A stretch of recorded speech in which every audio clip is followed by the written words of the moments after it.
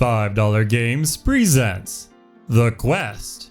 According to Steam, this game came out in 2016, but it definitely feels like it came out decades prior. That I can attest to. The story begins that the governor of a nearby city has gone missing, possibly due to illness. The king's head mage had a vision and claimed that you were the one to be sent. And the king, trusting the mage entirely, does so. For some inexplicable reason, it's to be kept a secret. So now you're in town and get to go pick up side quests and normal open world RPG stuff. The gameplay is a turn-based first-person dungeon crawl. There's also crafting, repairing, and a 40-page manual if you really want to get into all the details. As you wander around, it becomes really obvious when you're near an enemy because your normal, fluid movement will come to a grinding halt as you wait for the enemy to take their turn. Generally, you can only hit one space in front of you, and enemies generally take a dozen or so hits to die. However, it'll take longer than a dozen turns because sometimes they'll decide to move away from you, in which case you follow them, and then they'll move further away, and then you move closer to them, and then this can just repeat until they stop, which is way longer than it should be warranted. Also, enemies are able to stack up on top of each other, and they can change out who's in front fighting you, which is going to be extremely annoying if they ever learn how to heal. Your actions are right here: attacking, magic, potions, or resting. Resting restores your health and mana, but it can only happen outside of combat and outside of town.